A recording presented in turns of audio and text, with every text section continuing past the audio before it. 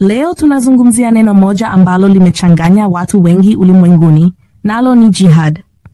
Kuna neno la Kiarabu linaloitwa qital ambalo linamaanisha kuwa au kupigana.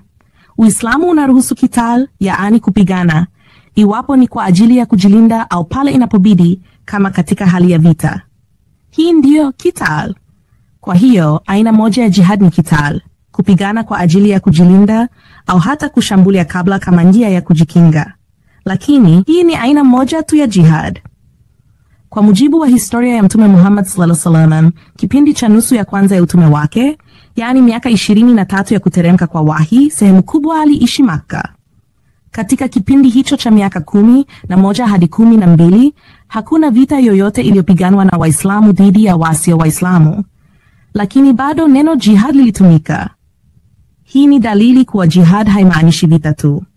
Katika kipindi hicho cha Makka, jihad ilimaanisha kujitahidi na kujitaabisha kwa ajili ya Allah. Mfano wake ni katika sura Al-Ankabut, sura ya 29 aya ya 69, ambapo Allah anasema, na wale wanaofanya jihad kwa ajili yetu, hakika tutawaongoza katika njia zetu. Hapa Qur'an haisemi kuhusu mapigano, bali kujitahidi katika njia ya Allah.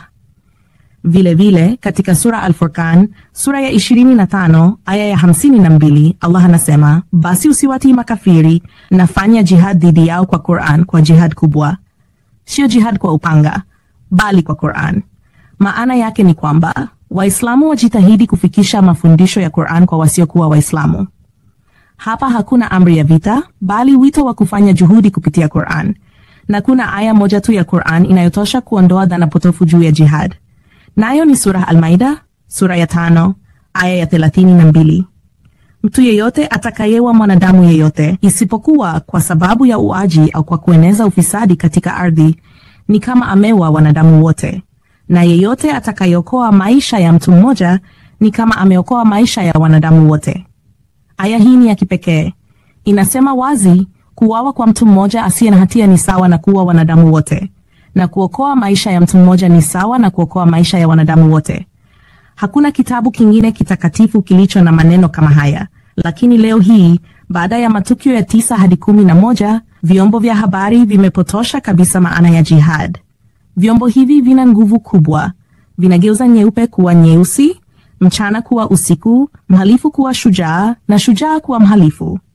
Cha kusikitisha zaidi, Waislamu hawavitumii vyombo hivi kwa dawa. Badala yake, wasiokuwa Waislamu wanavitumia kuwashambulia Waislamu. Ni wajibu wetu kuvigeuza vyombo hivi kuwa silaha ya amani, maarifa na mwangaza wa Uislamu. Kwa sababu dawa ni wajibu kwa kila Muislamu. Asante kwa kutazama Fuswila TV. Usisahau kusubscribe, kulike, kushare na kutoa maoni yako ili tuendelee kueneza elimu ya haki. Tupe nguvu zako, kwa kidole kimoja tu unachangia safari ya maarifa.